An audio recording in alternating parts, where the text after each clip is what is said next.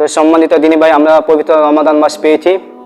আমাদের রমাদান মাসে আমাদের অনেক প্রশ্ন আছে, আমাদের মাথার মধ্যে অনেক চিন্তা ভাবনা আসে যে রমাদান মাসে রোজার নিয়ত আছে কিনা, তারাবির নামাজের দোয়া আছে কিনা, এগুলো প্রশ্ন আছে, কিন্তু আমরা সেই প্রশ্নের উত্তর পাইনি।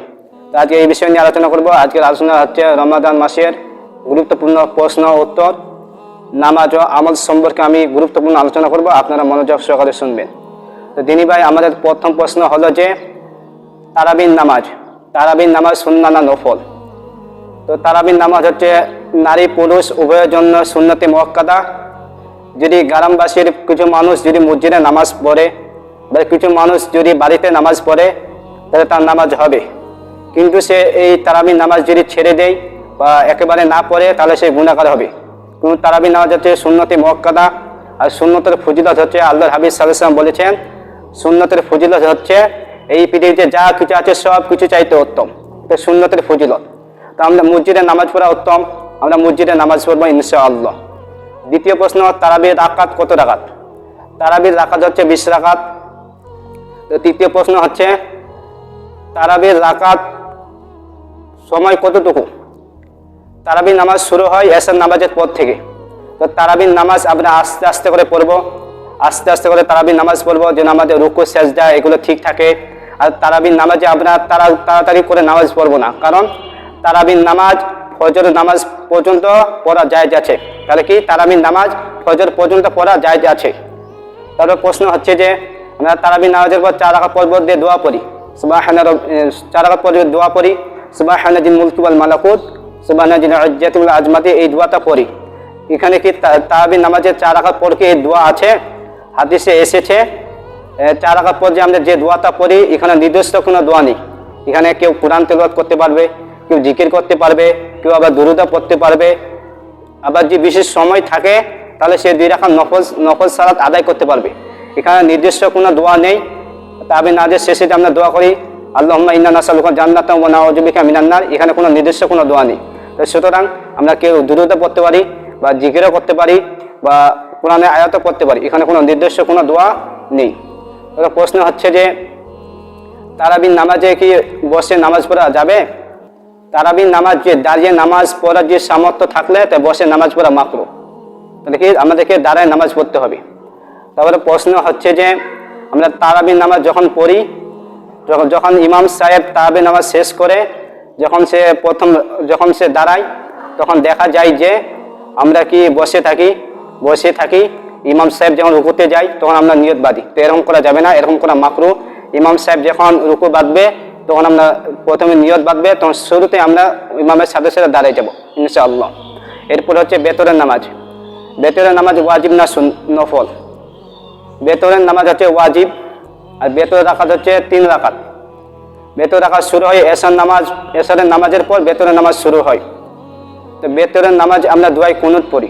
হুজুর, এখন প্রশ্ন হলো যে আমরা বেতরের নামাজ যে পড়ি, বেতরের নামাজে দুআয়ে কুনুত জানি না, এখন আমি বেতরের নামাজে দুআয়ে কুনুত জানি না, এখন এই দোয়া বাদে আমি অন্য কোনো দোয়া পড়তে পারি? হ্যাঁ, আমরা বেতরের দুআয়ে কুনুত ছাড়া যদি আমাদের বেতরের দুআয়ে যে কুনুত যদি আমাদের না জানা থাকে, আমরা যে কোনো দোয়া দিয়ে আমরা নামাজ পড়তে পারবো, নামাজ হয়ে যাবে, তা পড়া জায়েজ আছে। তবে প্রশ্ন হচ্ছে যে বেতরের রাকাতে আমি তারাবির নামাজ পড়তেছি, তারাবির নামাজ পড়তে আমরা দেখলাম যে আমার দুআয়ে কুনুত শেষ হয়নি, ইমাম সাহেব রুকুতে চলে গেছে। এখন আমি কি করব? আমার করণীয় কি? আমি কি দুআয়ে কুনুত শেষ করে রুকুতে যাব, না ইমামের সাথে সাথে আমি রুকুতে চলে যাব? আমরা ইমামের সাথে সাথে যখন ইমাম সাহেব রুকুতে চলে যাবে তখন আমরা দুআয়ে কুনুত বাদ দিয়ে আমরা ইমামের সাথে সাথে রুকুতে চলে যাব ইনশাআল্লাহ। তো প্রশ্ন হচ্ছে যে হুজুর, আমি তারাবির নামাজ পড়তেছি, এমন সময় আসলাম আর দেখতেছি ইমাম সাহেব 10 রাকাত তারাবি শুরু করেছে, আবার 10 রাকাত চলে গেছে। আমি এখন 10 রাকাতে শুরু করলাম, শেষে বেতের নামাজ পড়ার পর ইমাম সাহেব দোয়া করে দিল। এখন আমার যে 10 রাকাত তারাবি বাকি আছে, এখন আমি কি বেতের নামাজের পর আমি কি এই বাকি 10 রাকাত তারাবি কি পড়তে পারবো? হ্যাঁ, বাকি 10 রাকাত তারাবি আমরা পড়তে পারবো, কারণ তারাবি ফজর পর্যন্ত পড়া জায়েজ আছে, আপনি পরে আদায় করলেও সমস্যা নেই। এখন রোজা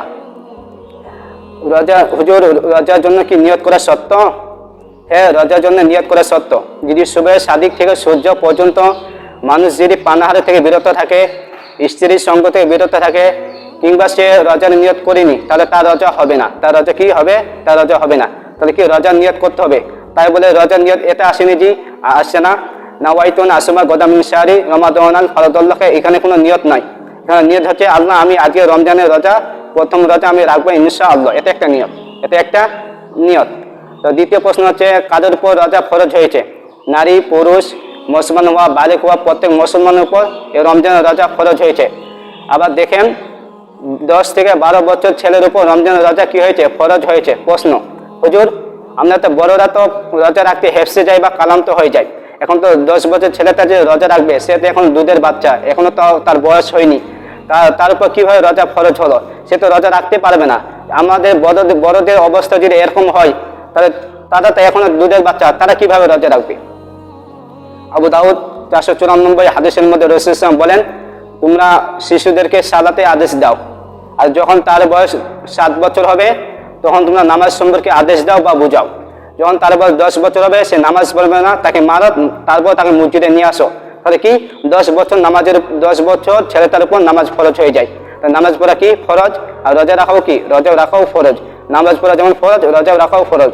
তাহলে কি 10 বছর ছেলেটা রোজা রাখতে পারবে, কারণ তার উপর রোজা ফরজ হয়ে গেছে। এখন নিয়ত, আমরা যে নিয়ত করি তারাবি না যে নিয়ত, রোজার নিয়ত করি, এখানে কোনো নির্দিষ্ট নিয়ত নেই, মুখে দিয়ে বলতে হবে এরকম কোনো নাই।